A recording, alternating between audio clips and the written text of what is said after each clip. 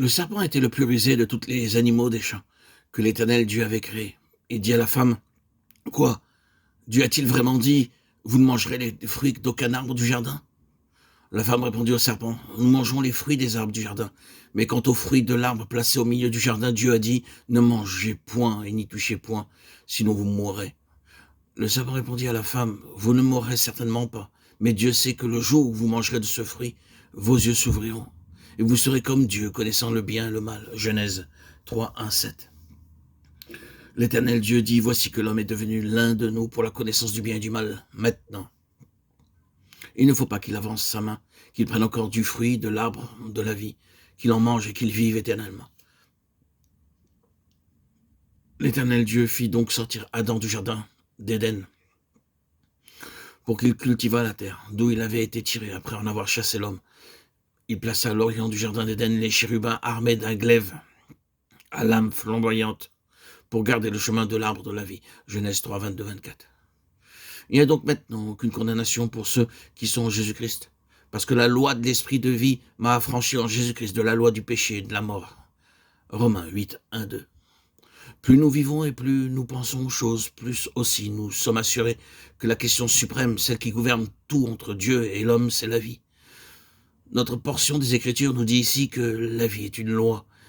Elle nous dit de plus que cette vie est entre les mains du Saint-Esprit, la loi de l'esprit de vie. Une loi est un principe fixé et établi, mais elle a des potentialités. Cela signifie que si l'on est ajusté à cette loi et gouverné par elle, certains résultats sont inévitables. Les potentialités qu'elle renferme trouveront très certainement leur expression dès que cette loi sera établie. Ce que nous trouvons donc ici, c'est que la marque des choses qui sont de Dieu, le Saint-Esprit, c'est la vie. Si une chose est de Dieu, le Saint-Esprit, elle vivra. Sa caractéristique essentielle sera la vie. C'est une loi, un principe établi, une chose qui est selon Dieu.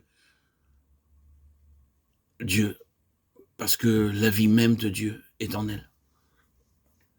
Et cela, en tant que principe, est une règle de direction. C'est un principe pour la direction du peuple de Dieu. Mais il y a encore une autre chose que nous devons relever dès le début. C'est que dans cette question de la vie, qui est un principe établi, la vie est en Jésus-Christ. La loi de l'esprit de vie en Jésus-Christ. Les Écritures insistent avec une grande force sur ce fait. Tout ce qui est de Dieu est en Jésus-Christ. Et puisque la marque de tout ce qui est de Dieu, c'est la vie est donc en Jésus-Christ et en lui seul. Nous avons donc pour objet de considérer la vie, étudier la vie dans les traits qui la composent, ou de chercher comment la vie se développe de son commencement à sa fin.